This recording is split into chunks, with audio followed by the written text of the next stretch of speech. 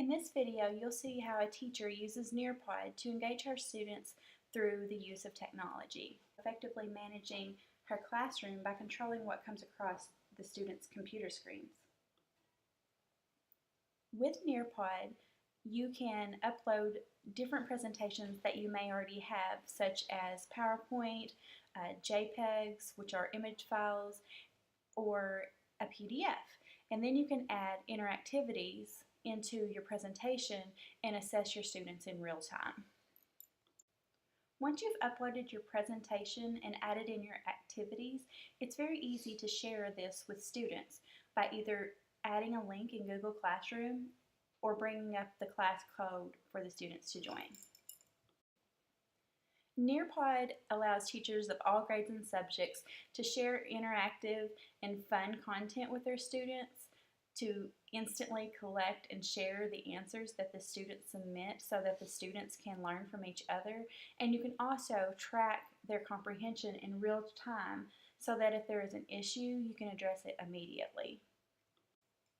It's very simple to upload a document. You just basically drag and drop. Once you've done that, you'll be able to rearrange your slides or add in any number of interactivities. As you can see, you can add in things such as polls, quizzes, and fill in the blanks. Some of the types of interactivities that you might use are quizzes, and those are automatically graded. You can have the student draw it using a whiteboard, or you can also send them open-ended questions. With any of these interactivities, you can anonymously share the answers with the other students. On the Nearpod, I'm going to go back and we're going to talk about it real quick. And I'm going to pull up the slides. What's the pin? It should give it to you right quick because I put it out there. Refresh your. You should be able to join. Just refresh. It's out on your live stream right now on Google Classroom. You see it? All you should be able to do is click on it. You're already added to the presentation. And so if we looked at the other type of a positive that I could have, can I take it out? Okay, so we're using that as non-essential. Okay, keep that in mind when we start our work. Okay, so then we talked about with participles, and they end in, what do participles end in?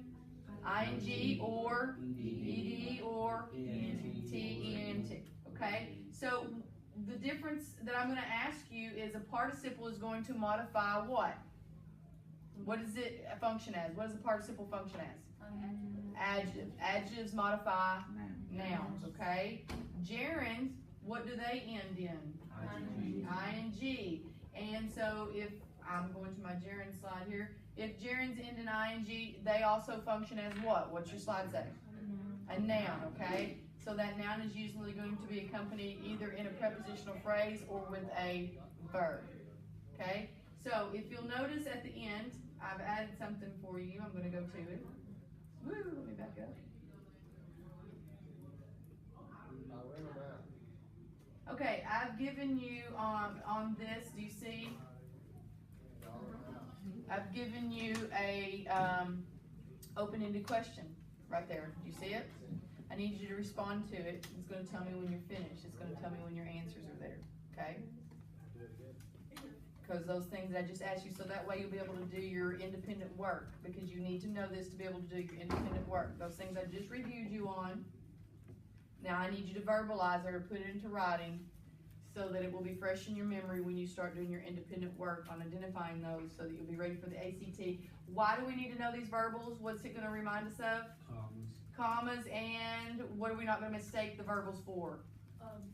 Our verbs. So we don't want to mistake our participles, okay, and our gerunds for verbs. That's why we need to know these, besides the positive with the comma usage, right? When we insert a prepositional phrase into a sentence, what does it need? Does it need anything when we insert a prepositional phrase into a sentence? No, good, nothing. So no comma usage, okay?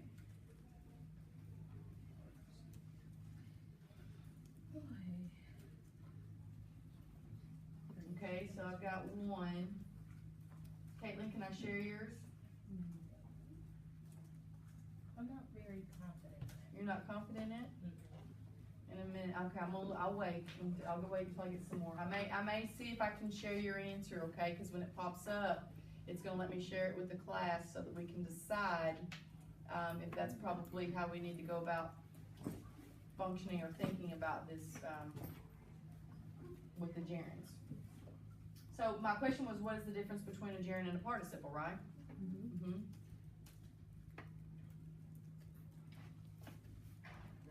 Because those are the most confusing, because it can have the same ending, right?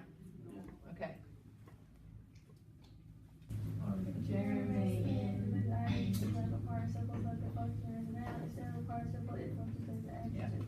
Ethan, you did a great job wording that. Good. Talked about this yesterday, and that we need to make sure that we keep it right. Remember, infinitives are called verbals. Oh. Okay? So try to tell me what the difference is between the infinitive and a prepositional phrase.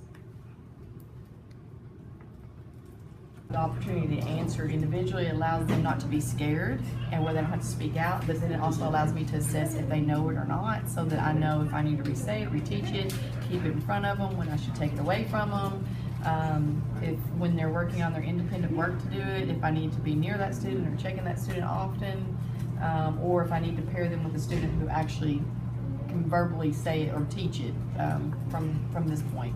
So, because this is almost where they synthesize, put it together in their own words of comprehension. So that helps too.